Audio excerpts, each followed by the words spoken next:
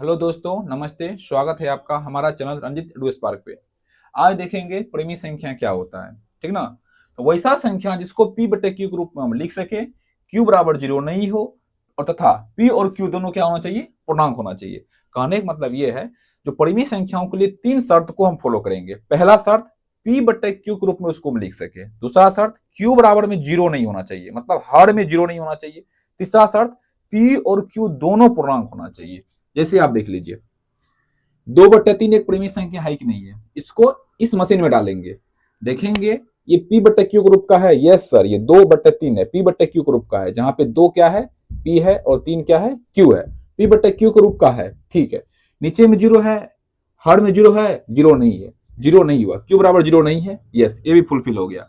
तीसरा देखेंगे, जो p और q दोनों पूर्णांक हो, तो 2 भी पूर्णांक है और 3 भी पूर्णांक है, इसलिए 2/3 परिमेय संख्या है, इसमें कोई दिक्कत नहीं है। अब देखिए, 0 परिमेय संख्या है कि नहीं है, इसको देखेंगे। तो 0 को हम लिख सकते हैं 0/1, तो p बटे q ग्रुप में हो गया।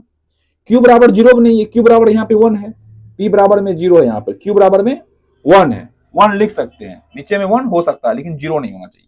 और देखेंगे दोनों पूर्णांक है। यस, 0 भी पूर्णांक है और 1 भी एक पूर्णांक है, 0 भी पूर्णांक है और 1 भी एक पूर्णांक है, दोनों पूर्णांक है। p बटे q ग्रुप में लिखा गया है, q बराबर 0 भी नहीं है, तो ये भी 0 क्या है, परिमेय संख्या है।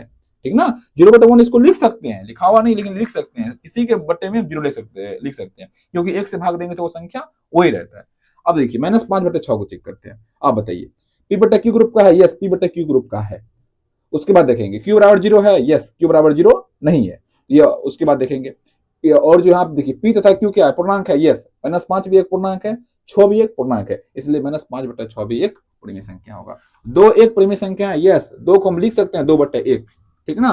जहां q बराबर 0 भी नहीं है, अब p तथा q क्या है, एक पूर्णांक है। 2/1 क्या हो गया, एक पूर्णांक है। 2/1 मतलब 2 ही, 2 भी एक क्या हो गया, एक परिमेय संख्या हो गया। उसके बाद देखिए, -5 को हम कह सकते हैं परिमेय संख्या। यस, क्योंकि -5 को हम लिख सकते हैं -5/1। ठीक ना।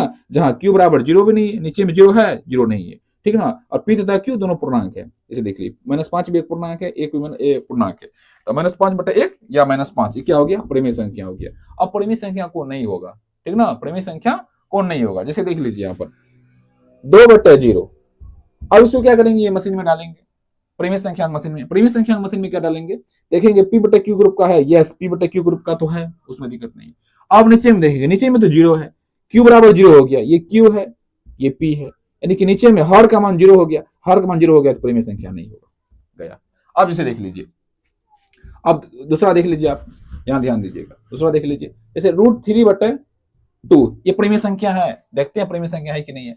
p बटे q ग्रुप का है। यस, p बटे q ग्रुप में लिखा हुआ है, बट देखिए, उसके बाद देखिए, नीचे में 0 है। यस, नीचे में 0 भी नहीं है, नीचे में 0 भी नहीं है। यस, और तीसरा कंडीशन देखेंगे, p तथा q, ये है p, √3p है, तो क्या है, q है। p तथा q क्या पूर्णांक है, नहीं, ये पूर्णांक नहीं है, √3 पूर्णांक संख्या नहीं है, इसलिए यह अपरिमेय संख्या है। क्या है, अपरिमेय संख्या है, अपरिमेय संख्या है, इसलिए क्या हो जाएगा, ये परिमेय संख्या नहीं होगा, यानी कि √3/2 परिमेय संख्या नहीं होगा। √3/2 परिमेय संख्या नहीं होगा, एक अपरिमेय संख्या, इसलिए परिमेय संख्या नहीं होगा। इस प्रकार हम देख सकते हैं। आगे देखेंगे परिमेय संख्याओं के अलग अलग भाग, जैसे कि पूर्णांक संख्या, उसके बाद देखेंगे भिन्न संख्या। पूर्णांक क्या होती है, भिन्न क्या होती है, नेक्स्ट क्लास में समझेंगे। यदि आपको वीडियो अच्छा लगता है तो शेयर कीजिए। यदि आपको कोई डाउट होता है और बृहद कंसेप्ट में समझना है या कुछ आप सुझाव देना चाहते हैं, तो आप कमेंट करके आप बता सकते हैं। ठीक है, थैंक यू।